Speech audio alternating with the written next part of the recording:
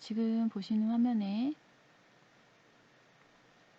추정 손익계산서라고 되어 있는데요. 자, 추정이라는 것, 우리가 예측한다는 얘기죠. 손익계산서, 손해 보는 것, 이익, 그리고 손해 보는 것과 이익을 합쳐서 우리 손익이라고 하죠. 우리가 이 사업 아이템을 통해서 창업을 함으로써 얻을 수 있는 손익이 어느 정도가 있을지를 한번 이 사람이 작성해 본 겁니다. 그래서 봤을 때 우리 매출액은 우리한테 플러스가 되는 거겠죠. 그리고 매출 총 이익도 마찬가지겠죠. 판매 관리비는 관리비니까 당연히 마이너스, 영업이익이죠. 플러스, 영업외 수익은 없습니다. 영업외 비용, 사용되는 금액이니까요. 단기 순이익, 순이익이라는 것은 나의 인건비, 뭐 어떠한 경비 여러 가지 다 제외하고 순수, 이 창업자가 가지고 가는 순수 이익을 순이익이다 라고 합니다. 자, 그래서 추정 근거를 항상 들게 돼 있어요. 이 추정 손익 계산서에는 당연히 근거가 있어야 되겠죠. 그냥 내 맘대로 이 정도 벌 거야, 이 정도 쓸 거야 이렇게 쓰는 게 아니고요. 예를 들어서 우리가 식비를 계산한다 라고 했을 때, 자, 1인당 3만원씩인데 우리는 같이 회의 참가하는 사람이 4명이에요. 그래서 12만원 들 것 같아요. 이런 식으로 계산식을 뒤에다가 이렇게 써주는 경우가 많습니다. 아니면 이렇게 줄로써 표기를 하겠죠. 자, 다음 화면. 이제 사업계획서에 이 추진 계획을 세워라, 추진 계획을 나타내라 라는 게 있어요. 보시게 되면 지금 2017년, 18년, 19년, 20년, 21년 이렇게 연도수로 되어 있는데요. 연도로 되어 있는 경우도 있고 아니면 월로 되어 있는 경우도 있습니다. 1월, 2월, 3월, 4월, 5월. 자, 근데 이 사람은 2017년에는 내가 이렇게 아이디어를 구축하고 팀 빌딩을 통해서 아이디어를 상품화 시킬 것을 확립을 했다. 다음에 2018년에는 개발을 완료하고 2018년 중후반에는 시제품은 뭐죠? 우리가 원래 것을 판매하기 이전에 샘플을 만들어 보는 거예요. 그래서 그걸 통해서 그 샘플을 사용함으로써 시장 조사를 해보는 거죠. 과연 나의 사업 아이템이 시장에서 이익을 얻을 수 있는 그러한 조건에 있는지, 이제 시장의 반응을 살펴보기 위해서 하는 시제품 테스트입니다. 그래서 시장 반응을 검토한다라고 되어 있죠. 그래서 이렇게 쭉쭉쭉쭉 이 사람이 어떻게 진행을 할 건지에 대한 추진 계획을 이렇게 표로 나타냈습니다. 보통 사업계획서도 그렇고요, 보고서도 그렇고요, 여러분들이 나중에 서류 작성함에 있어서 이 계획을 진행한다, 추진 계획이다 라는 말을 보시면 거의 한 10번 중에 8번은 이렇게 나타내는 것이 효과적입니다. 그래서 사업계획서뿐만 아니라 여러분들이 뭐 보고서를 작성하거나 아니면은 어떠한 서류를 정리함에 있어서 추진 계획을 나타낸다라고 할 때는 글로써 이제 설명을 더할 수는 있어도 이렇게 시각적으로 표로 나타내 주는 것이 일반적이라는 점 알아두시기 바랍니다. 자, 다음 보시면요. 이 사람은 자신이 개발한 어플을 경매 등록하고 이제 입찰을 하겠대요. 그래서 이렇게 입찰을 할 것이다 라고 디자인을 보여준 겁니다. 디자인. 우리가 앞서서 다뤄보았듯이 무엇을 제시하라고 그랬죠? 디자인을 제시하라고 했잖아요. 설계 도면을요. 그래서 이 사람이 어떤 방법을 통해서 이익을 창출할 건지, 나의 사업 아이템이 소비될 것인지를 전체적으로 도면에 도표로 그림으로 나타냈다라고 볼 수 있습니다. 자, 다음 보이시는 12가지는요. 사업계획서에 들어가야 되는 내용들인데요. 예를 들어서 우리 요약본 당연히 들어갑니다. 그리고 제품 들어가야만 하겠죠. 그 다음 시장 조사와 분석한 결과, 그리고 나의 수익성, 그리고 어떻게 예상되고 어떠한 흐름을 보이는가. 자, 그 다음 마케팅 어떻게 할 거니? 설계와 개발 계획. 그러면 그 시제품이나 제품은 어떻게 개발할 거니? 그것을 개발하는 곳은 어디니? 또는 넌 팀이니 개인이니? 아니면 사업 추진 일정, 아까 표로 나타냈었죠. 그 다음에 이 사업 아이템을 창업으로 추진함에 있어서 위험도, 고려사항 이런 것들이 있겠고요. 그 다음 구체적인 전반적인 화폐의 흐름을 관리하는 재무 계획이 있겠습니다. 자, 마지막으로 투자 조건, 투자함에 있어서 투자가 자금 활용 계획, 나는 돈을 얼마 투자받아서 어떻게 사용하는 데에 계획을 하고 있다. 이런. 그리고 투자가 예상 수입. 당신은 나한테 투자를 하면 얼마 정도 이익을 얻을 수 있을 겁니다. 라고 하는 거겠죠. 그래서 크게 이 12가지의 내용은 꼭 사업계획서에서 다뤄져야 하는 내용이다. 라고 할 수가 있습니다.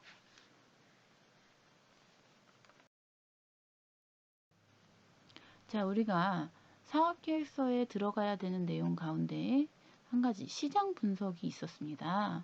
그래서 시장 분석에 있어서 주로 많이 활용하는 방법이 바로 이 SWOT 분석인데요. SWOT은 S, 바로 이점, 스트렝스, 그 다음에 W, weakness, 약점, O, opportunities, 기회, 그 다음에 T, threat, 위협. 그래서 이러한 4가지 요소들을 중점으로 나의 사업 아이템을 분석하고 시장을 조사하는 그러한 대내외 환경 분석이다 라고도 많이 활용을 하고 있는데요. 그러면 이런 내용이 들어갑니다. 우리가 이 SWOT 분석을 할 때요. 어떤 관점에서 할 수가 있는지 한번 보시겠습니다. 지금 적혀 있는 이 내용들은요. 개인의 SWOT 분석이에요. 그래서 사람, 나라는 그 주체를 가지고서 SWOT 분석을 할 때는 당연히 그 개인의 성격이나 장점, 강점, 뭐 비즈니스 역량, 뭐 개인의 경험, 경력, 뭐 성취도, 취미, 자격증, 신념, 끈기 이런 게 들어가겠고요. 약점에는 뭐 여러 가지 핸디캡들, 뭐 성격적 단점이나 뭐 해외 경험, 뭐 나이, 뭐 여러 가지가 있겠죠. 경제적 여건, 뭐 오퍼튜니티 기회를 보시면 학교 내에서 뭐 기회, 대내적 기회, 가족이나 친지들, 뭐 인터넷이나 아르바이트를 통한 기회, 뭐 여러 가지가 있겠고요. 위험 요소에는 노동, 뭐 산업, 취업 환경, 뭐 이런 외부 환경적인 요인에 의한 위험 요소가 주로 분석이 많이 됩니다. 근데 만약에 여러분들이 이제 나라는 개인의 입장에서 수학 분석이 하는 게 아니고 어떠한 회사나 아니면은 창업을 위한 그 창업 아이템을 사업화함에 있어서 수학 분석을 하겠다라고 하시면 예를 들어 볼까요? 자, 창업 아이템을 하나 정하겠습니다. 제가 A라는 창업 아이템을 하나 고안 중이에요. 그래서 이 A라는 것을 가지고 창업을 할 거예요. 자, 그러면 시장 조사를 해야 되겠죠? 그래서 SWOT 분석을 시도를 할 것입니다.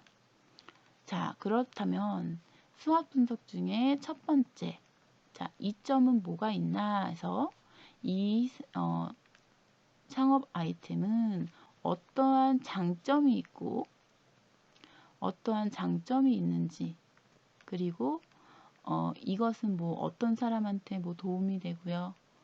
어떠한 면에서 이익을 창출할 수 있고요. 뭐 이러한 이 좋은 얘기들만을 서술하는 것이 되겠죠. 자, 그 다음에 약점을 보시면 이 사업 아이템의 약점을 얘기하겠다라는데 뭐 예를 들어서 단가가 높다라든지 이 물품을 생산하는데 좀 단가가 조금 높아요. 혹은 인건비가 많이 들어요. 뭐 여러 가지가 있겠죠.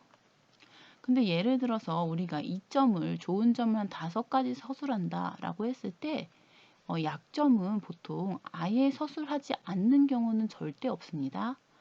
한 2개에서 3개 정도 이렇게 작성한다 생각하시면 되겠고요. 또 이 작성한 약점은요, 추후에 사업계획서 뒤쪽으로 가서 나는 이 약점을 어떻게 극복하고 대안하고 있는지에 대한 그러한 서술이 필요합니다.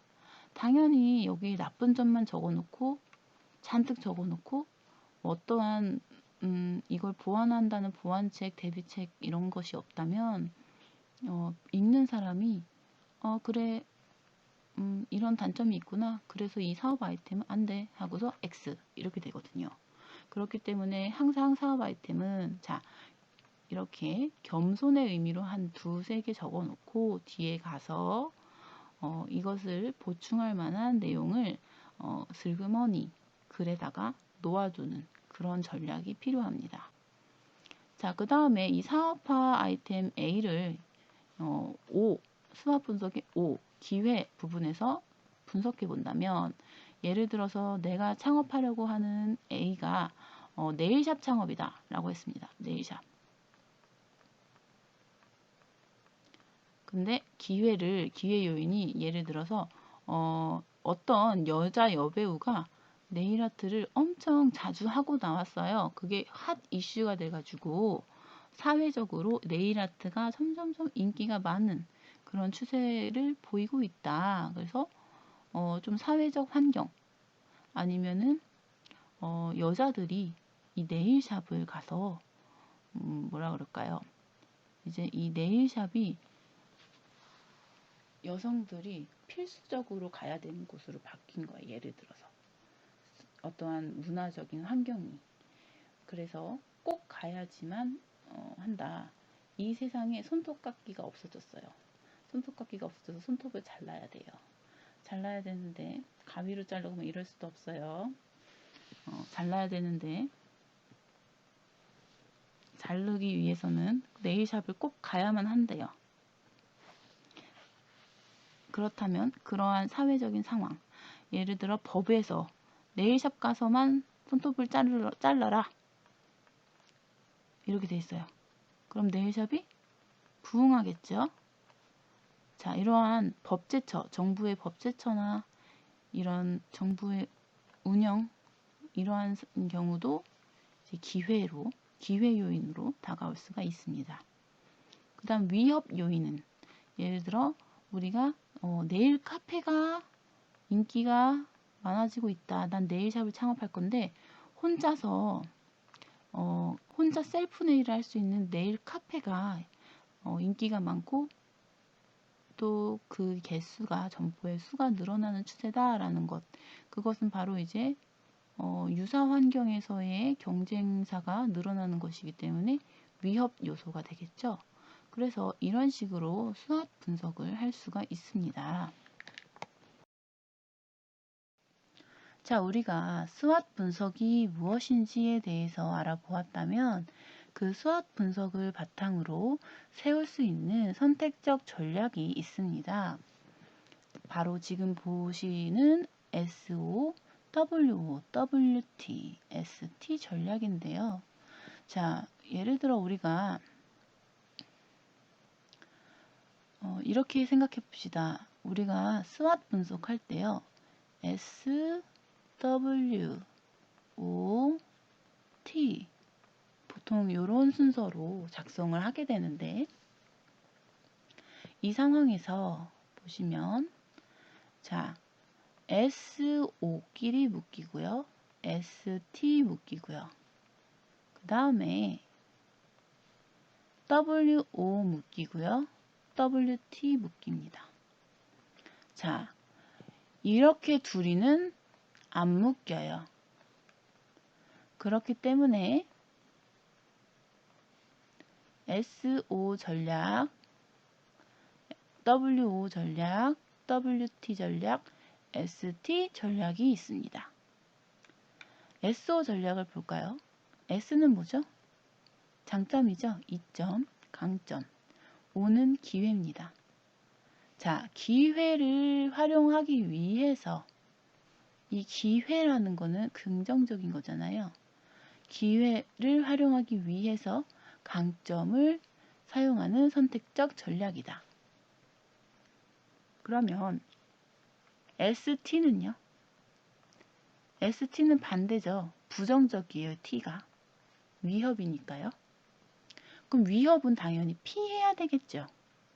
그래서 외부 환경의 위협을 회피하기 위해서 강점을 사용한다라는 겁니다. WO를 보시면 자, 약점이 있고요. 기회가 있어요. 자, 기회라는 것을 성취하려면 약점을 극복해야 되겠죠. 그래서 약점을 극복함으로써 우리가 기회를 활용하는 선택적 전략이다 라고 할 수 있습니다. 자, 요거랑 반대로 T는요, 도망가야 돼요. 회피해야 되잖아요. 외부 환경의 위협을 회피하고 약점은 최대한 안 보여주려는 최소화하는 선택이다. 선택적 전략이다 라고 할 수 있습니다. 자, 다음을 보시면요. 스왓을 전략화하는 데 있어서의 순서입니다. 자, 강점 우리 S, 약점 W, 기회 O, 위협 요인 T 도출했습니다. 분석했어요. 그걸 바탕으로 어떻게 활동해야 되겠구나 라고 우리가 SO, ST, WO, WT의 전략을 세웠습니다. 자, 그러면 이것을 검증해요. 정말 효과가 있는지 없는지를요. 그럼 검증한 것들 가운데 효과가 있는 것들만 추출해서 그것에서 가장 중요하고 그나마 좀 덜 중요한 우선순위를 결정하고 우선순위에 따른 전략을 실행하게 됩니다. 자, 볼까요? 자, 우리가 처음에 시작했던 스왓 분석. 강점과 약점은 내부 환경에서 찾고 기회와 위협은 외부 환경에서 찾는다라고 했는데요. 우리가 스왓을 표로 그려본다면 S, W, O, T. 자, 이 O하고 T요. 기회와 위협. 우리가 이거 얘기할 때 뭐 정부 부처도 얘기하고 사회적 흐름도 얘기하고 막 여러 가지 좀 외부 환경에 좀 넓은 관점에서 해석을 많이 했었어요. 그렇기 때문에 외부 환경에서 주로 찾는다라는 말은 외부 환경에서 영향을 받을 수 있는 그런 내용들이 O와 T에 들어간다라고 볼 수 있습니다. 그리고 강점과 약점은 내부에서 찾는다라고 했는데 S하고 W는 개인이나 아니면은 사업화 아이템이다. 그러면 그 아이템 자체에서 찾는 경향이 있습니다. 자, 강점과 기회를 활용하고 약점과 위협을 보완할 수 있는 방안을 도출한다. 당연한 얘기죠. 그 다음에 마케팅 믹스 요인인 제품, 가격, 유통, 촉진 이것을 4P라고 하는데요. 뒤에서 자세히 다루도록 하겠습니다. 자, 마케팅 믹스 요인을 또는 제품에서 시장으로의 매트릭스에 따라 검증한다. 자, 보시면 이 마케팅 믹스 요인을 기점으로 설정을 구체적으로 해보고 시장 반응을 살펴서 효과를 검증한다던가 아니면 우리가 매트릭스라고 하는 거는요, 표로 나타내는 거예요. 자, 표로 나타냈을 때, 자, 이것들을 표로 나타냈을 때, 과연 시장성이 있는지 없는지를 확인하는 전략 방법입니다. 그 다음에 도출된 활동 대안 중에 우선순위를 중요도에 따라 결정하고, 그것에 대한 전략을 순서대로 실행하는 거가 되겠죠. 우리가 세 번째로 알아보게 될 전략은요. STP 전략입니다. STP 전략. S 뭘까요? 시장 세분화, 세그멘테이션. 그 다음에 T는 타겟팅의 표적 시장. P는 차별화의 포지셔닝. 인데요. 순서는 시장 세분화가 가장 먼저. 그 다음에 표적 시장. 그 다음 마지막이 차별화입니다. 그래서 STP 전략이라 함은 먼저 시장 분석을 해요. 그래서 아주 그것을 세밀하게 나눕니다. 아주 세밀하게 전문성 있게 조금씩 나눠요. 그래서 이 시장 세분화를 통해서 시장 조사를 하고 분석을 합니다. 그 다음에 내 사업 아이템이 과연 이 시장들 세분화된 시장 가운데 어디에서 가장 매력을 발산할지를 생각해서 표적 시장, 나의 타겟을 정하는 거예요. 그 다음 세분 시장에 대응하는 나만의 차분화된 포지셔닝을 개발한다라는 겁니다. 당연히 유사 경쟁 업체랑 다른 나만의 것이 있어야 되겠죠. 그것이 바로 포지셔닝이다 라고 할 수 있습니다. 이때 소비자의 기호의 변화나 얼마나 우리 소비 트렌드가 빠르게 변화해요. 유행도 빠르고요. 그쵸? 그렇기 때문에 이 기호 변화 그리고 경쟁 제품 이런 것들을 많이 고려를 해야 한다라는 겁니다. 근데 우리가 재포지셔닝이 있어요. 예를 들어서 내가 개발한 차별화된 내가 찾아낸 나의 사업 아이템의 포지셔닝이 차별성이 어쩌다 보니까 우리 회사 혹은 나의 사업 아이템이 경쟁되는 그 분야, 경쟁되는 그 업체와 만약에 유사한 위치다. 이 가격도 비슷하고 뭐 수요도 비슷하고 그렇다. 그러면은 당연히 경쟁이 되기가 어렵겠죠. 내가 이것을 뛰어넘기가 어렵겠죠. 그렇기 때문에 이럴 경우는 그냥 내가 발견했던 그 차별성을 밀고 나가는 게 아니라 재포지셔닝을 통해서 새로운 차별성을 찾을 수 있도록 노력을 해야 한다라는 겁니다. 자, 이제 하나씩 구체적으로 알아볼 텐데요. 첫 번째 이제 시장 세분화 보겠습니다. 이 시장 세분화는요. 마켓 세그멘테이션이라고 하는데 일정 기준에 의해 시장을 세분 시장으로 나누고 자사의 대상을 좁혀가는 것을 의미한다. 이것에 의해 효율적이고 효과적인 시장을 선정할 수가 있는데요.